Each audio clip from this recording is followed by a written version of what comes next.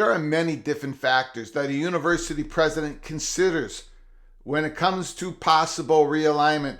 But one of those factors that they don't consider at all, we'll talk about it. Welcome to episode 197 of College Football's Peek Around the Corner with your host, Greg Pflugar. We cover everything in college football because we love everything in college football. And if you do as well, if you need just a little bit more extra college football content to get you through the days, to get you through the nights, subscribe to our ever-growing channel. Smash that like button if you like our content. Share the video with your family and friends. Let's not waste any more time. Let's get into today's John Wilner's Mailbag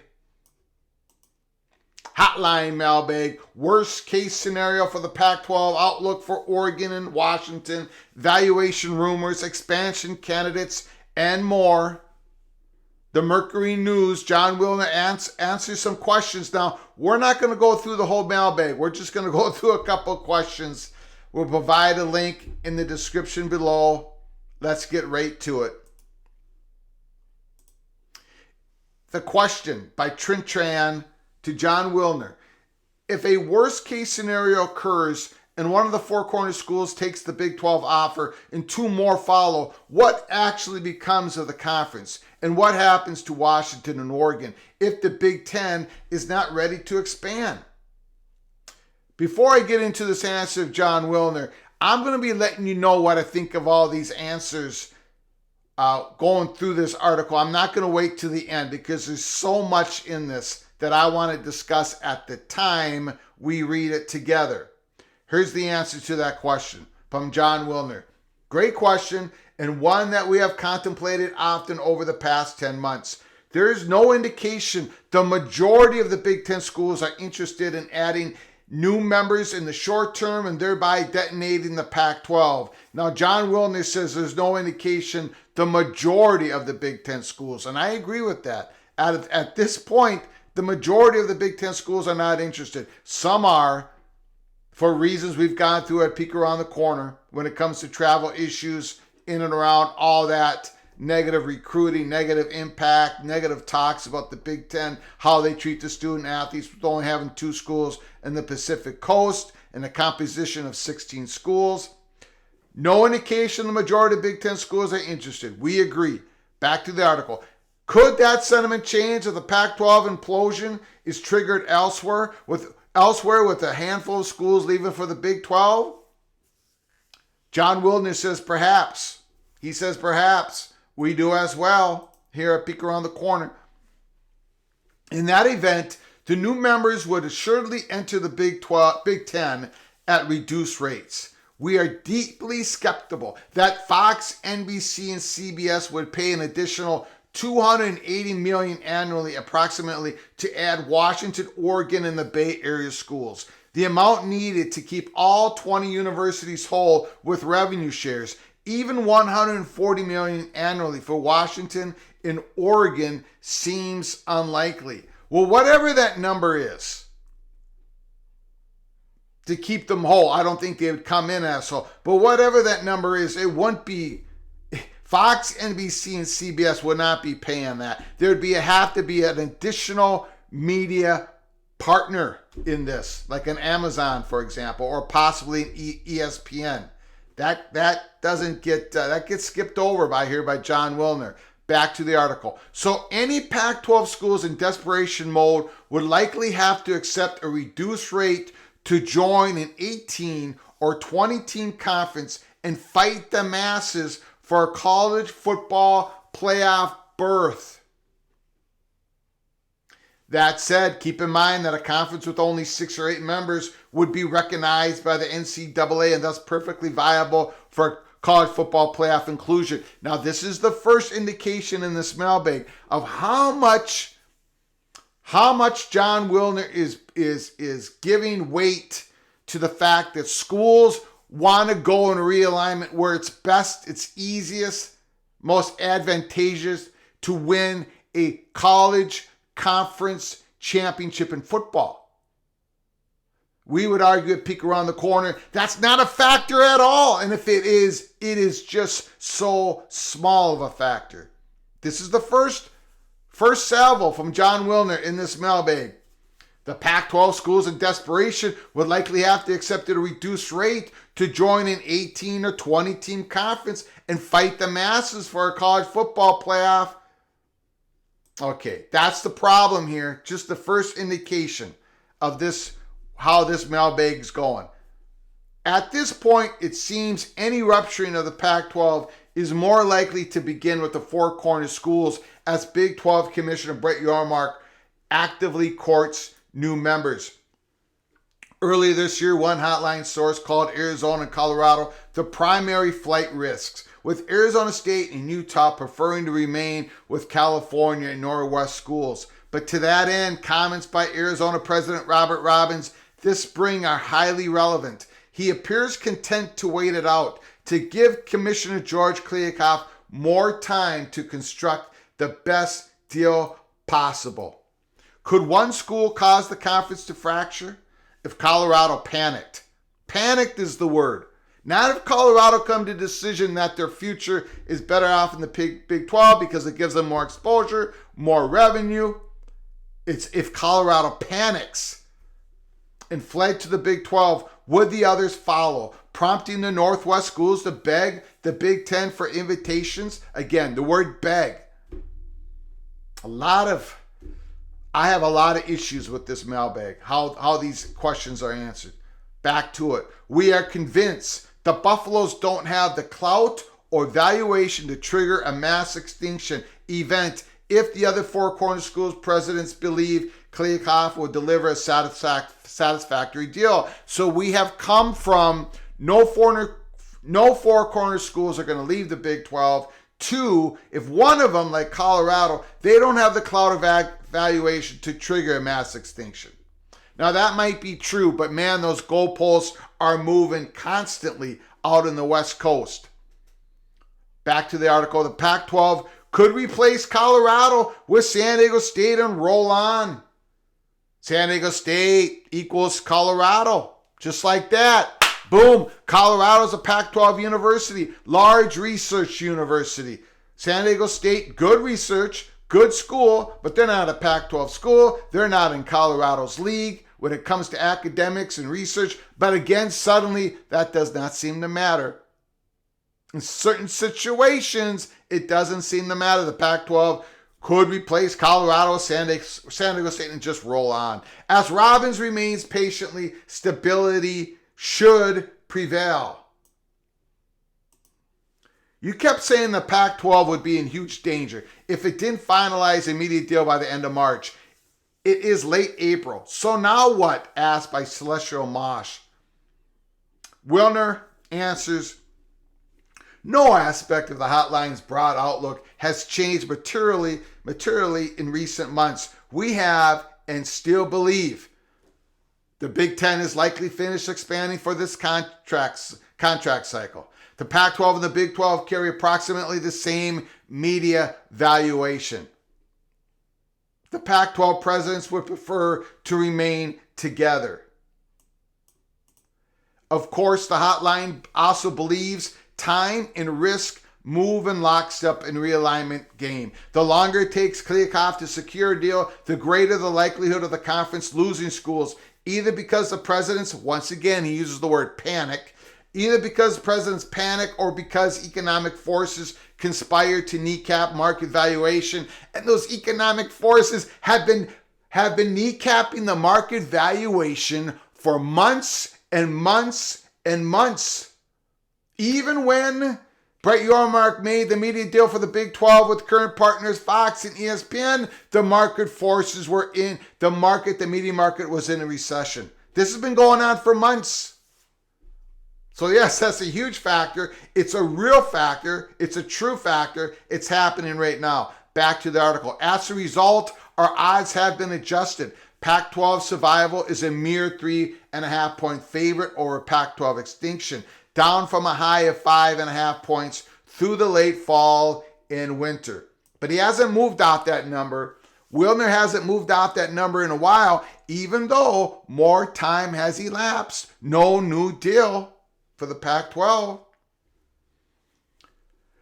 Mike Ellickson asked the question, how confident should Oregon and Washington feel that realignment won't leave them worse off in 5 years than they are now in competing for football recruits and championships? Okay, the last part of this mailbag is the money shot of all money shots. There still is a huge blind spot on how these universities look at possible realignment. Then it's all put out here in this mailbag. Here's the answer. Our view of this issue might not be shared by many, but the hotline believes strongly that the college football playoff expansion in 2024 season will be the most significant development in the past 40 years, transforming college football in ways the BCS and the 14 playoff never did. Again, given a lot of weight, John Wilner given a lot of weight to the 2024 expanded playoffs, 12 teams, 6 automatic berths, 6 at-larges. The top 6 ranked conference champions get an automatic berth. The 4 top conference champions get a bye. Okay, he's putting a lot of weight in that baby. The only comparison for across-the-sport impact is a Supreme Court decision in 1984 that gave the schools the right to control their TV deals. Playoff appearances will be the defining aspect of success and visibility, the fuel behind fundraising, and the prime driver recruiting for the remainder of the decade and beyond. That in the Ducks and Huskies are far better off remaining in a Pac-12 that doesn't include USC than they would be in an 18 or 20 team Big Ten, where they would fight Ohio State, Michigan, Penn State, and USC for the automatic bid or handful of at-large slots. And that same goes for Utah, which is better positioned to elevate its football program in a Pac-12 without USC than it would be joining a 14 or 16 team Big 12. Again, we could be in the minority with the view, but the remainder of the 2020s is all about brand building for the next stage in college football's evolution, when the Power 5 becomes the Power 3 or the Power 4, and economic forces, i.e. players as employees, create a blurification into the haves and have-nots. The best way to join the haves in 2030s is college football participation in 2020s. And I got to tell you, I have never disagreed with anything so much since I've opened this channel. Yes. Look, I love John Wilner. Great columnist. Been around a long time. A lot smarter than I, a lot more contacts than I. But the reason why John Wilner did not see USC going to the Big Ten in the spring, even though I pushed that information out to the West Coast and they all ignored it, is the same blind spot that makes them, they can't see what is the most impactful decisions, the most impactful factors that causes these presidents to look in possible realignment. It isn't to have the easiest route to the college football playoffs for 2024 and 2025. My goodness. First of all, the playoffs that are being created in 2024 only exist in 2024 and 2025.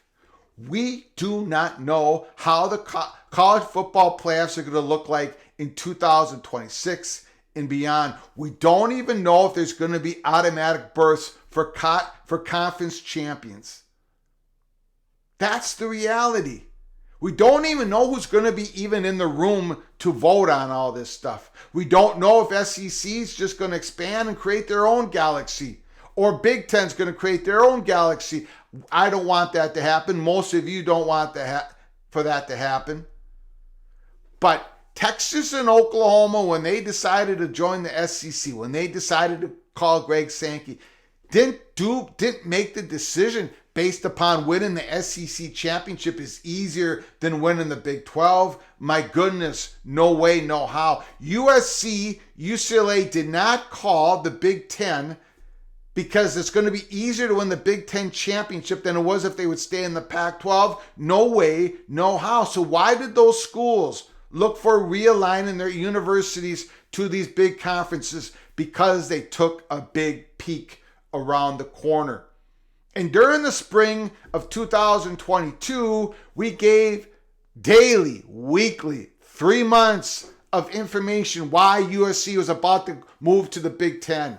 And when it would happen on June 30th, Wilner, he broke the story that USC was going to the Big Ten, but he didn't have the vision of the last 3 or 4 months prior, and they don't have the vision now. There's a big blind spot still in college football. Really, the forces of consolidation is still at hand. Economics, it's still at hand. You want to talk about visibility? Yeah, visibility is important. So you get to the playoffs in 2024, 2025, but you're not going to be on TV, Fox, ESPN, have the high primetime games, have high viewership for the rest of the games, but it's just fine to make the playoffs. You're still going to be $35 million, $40 million a year behind Rutgers, Mississippi, Purdue, Mississippi State. You can't make that up just being in the college football playoffs every year. And again, 2026, everything changes. Or it doesn't. We don't know. These university presidents, these athletic directors, they're not advising these presidents, let's see, wherever it is the easiest for us to win a conference championship, we should go there. There is no talk of that. None. Zero. If that is the best case for Oregon or Washington to stay in the Pac-12, well, it's just not going to work because they're not thinking in that realm. They want to create the best exposure, best revenue for the front porches of the university. If they have the option, if they ever get the option of going to the Big Ten, they're going to the Big Ten. They're not going to stay in a conference just because it's theoretically easier to make the college football playoffs by winning the conference, having an automatic berth, when we don't even know that's even going to be part of the playoffs starting in 2026 and beyond. Woo! I tell you, there's still this huge blind spot out there. It's not just out there in the West Coast. It's other places as well. And here at Peek Around the Corner, we're doing the best we can to break up that myth out there. It's still there. The blind spot is still there. We don't know what's going to happen in realignment. We have a very strong suspicion. We've been talking about it on our episodes and our live shows. But I can guarantee you this, from me to you, Oregon president is not sitting there going, we should go where it's easiest to win a conference championship in football. That has absolutely no factor in the University of Presidents, in Oregon's president's decision making, Washington's, on and on and on. No way, no how. San Diego State is not going to the Pac-12 because it's easier for them to win. They're trying to get to the Pac-12 because it's easier for them to win a college championship in football. That's not what's going on. So put down your comments.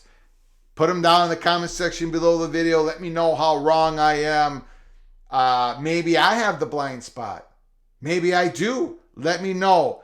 Until next time, from all of us at PATC, to all of you, please, you all take great care of each other. Thank you so very much.